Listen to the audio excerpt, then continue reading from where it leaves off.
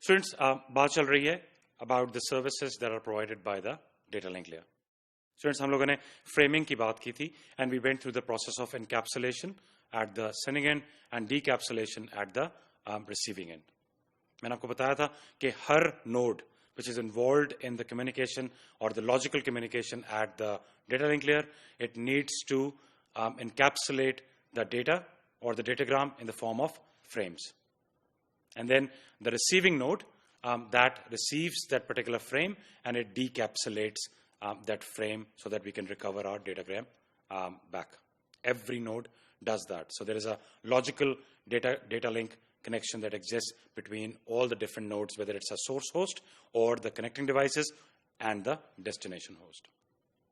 Students, another service, important one, that's provided by data link layer is that of flow control.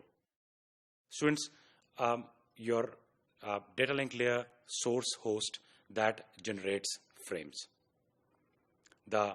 Logically, the receiving data link layer host, it consumes frames.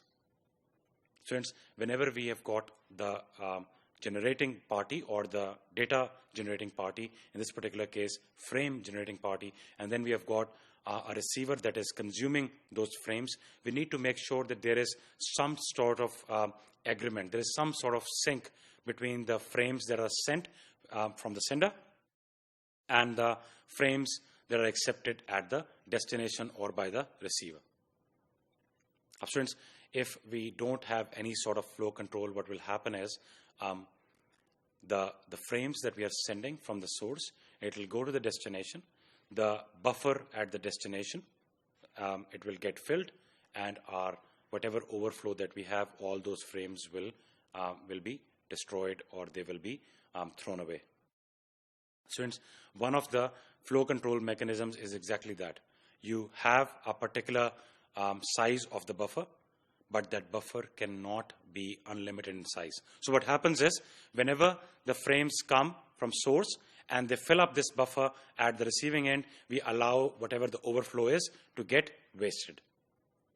That is one method of flow control that you will study, but of course that is not the efficient one. Students, another method of flow control that we'll normally deploy at the data link layer or using the data link layer is the one where once the buffer it gets overflowed or the buffer gets filled, the receiver has got a mechanism to go back and tell the sender to stop right there because the buffer is full, and unless the buffer gets empty again. In other words, once all your frames they get decapsulated, only then the receiver is going to signal to the sender to start transmitting again. Students, this flow control at the frame level, the node-to-node communication level, that gets implemented at the data link layer, and that's a service that data link layer provides. Students, then we are going to be talking about the error detection and error correction. We are going to discuss this error detection and correction in a lot of detail in the next topics to come. Students, in your textbook, you have got a full chapter that we are going to be covering, which only deals with error detection and correction at the data link layer. But students, for now, you need to understand that the frames, whenever we are going to be sending frames, we will give those frames to the physical layer, and then physical layer sends our signal in the form of electromagnetic signals. आप लोगों ने transmission medium की discussion में ये पढ़ा था कि whenever we are sending signals in the form of electrical signals or in the form of electromagnetic signals, there is always going to be some sort of noise or interference that we will encounter. Errors will be introduced. We need to have some sort of mechanism that detects the errors and then fixes them. Students, this service of error detection and correction is an inherent service that data link layer provides as well. But students, congestion control. We'll talk about congestion control in this particular course as well, but it has to do with layer 3 and layer 4, your network layer and your transport layer as well.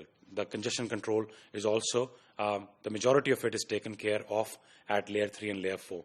So we'll talk about the details of congestion control in those discussions in this course or in the course of computer networks. But you need to know the data link layer also has some sort of mechanism of providing this service to the upper layers, which are the layers of which are the network layer in layer 3, and then also the transport layer.